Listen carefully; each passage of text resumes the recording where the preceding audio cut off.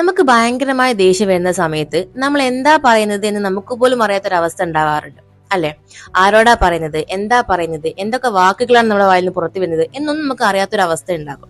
Mind മൊത്തത്തിൽ അങ്ങ് black out ആയി പോകുന്ന ഒരു അവസ്ഥ ഉണ്ടാവാറുണ്ട് അല്ലെ? ഇങ്ങനെ ഉണ്ടാവുന്ന സമയത്ത് ഒരുപാട് പ്രശ്നങ്ങൾക്ക് അത് വഴി ഒരുക്കാറുണ്ട്. എല്ലാം പറഞ്ഞതിന് ശേഷം നമ്മൾ ചിന്തിക്കും, എന്താ ഞാൻ പറഞ്ഞേ, ആരോടാ പറഞ്ഞേ, എന്തൊക്കെ പറഞ്ഞു എന്നൊക്കെ ഉള്ളത്.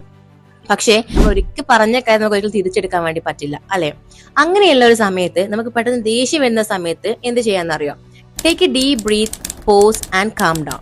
പ്രതികരിക്കാൻ ഉദ്ദേശിച്ച ആ ഒരു സമയം ഒന്ന് എന്ത് ചെയ്യുക, ഒന്ന് ലാഗ് ഔട്ട് ചെയ്യിപ്പിക്കുക. എനിക്ക് ദേഷ്യം വരുന്നുണ്ട്, എനിക്ക് പ്രതികരിക്കണം. ഓക്കെ, പ്രതികരിച്ചോളൂ. Take a pause. ഞാൻ പ്രതികരിക്കാൻ ഉദ്ദേശിച്ച സംഭവം ഞാൻ എന്ത് ചെയ്യും, ഒരു മണിക്കൂറിന് ശേഷം പ്രതികരിക്കാം. ആ ഒരു സമയത്ത് ചിലപ്പോൾ നമുക്ക് എന്ത് ചെയ്യുക, ദേഷ്യം ഉണ്ടായിരിക്കില്ല. ചില സമയം നമുക്ക് ദേഷ്യം ഉണ്ടായിരിക്കും, പക്ഷെ നമ്മൾ പറയുന്ന കാര്യം ക്രിസ്റ്റൽ ക്ലിയർ ആയിരിക്കും. എന്താ നമ്മൾ പറയാൻ പോകുന്നത് എന്നുള്ളത് നമുക്ക് എന്ത് ചെയ്യും, ക്ലിയർ ആയിട്ട് മനസ്സിലാക്കാൻ വേണ്ടി പറ്റും. അതല്ലാതെ ദേഷ്യം വരുന്ന അതേ സ്പോട്ടിൽ നമ്മൾ പ്രതികരിക്കാൻ നിന്ന് കഴിഞ്ഞാൽ നമ്മൾ പറയുന്ന കാര്യം ഒന്നും നമുക്ക് എന്തായിരിക്കില്ല, ക്രിസ്റ്റൽ ക്ലിയർ ആയിരിക്കില്ല.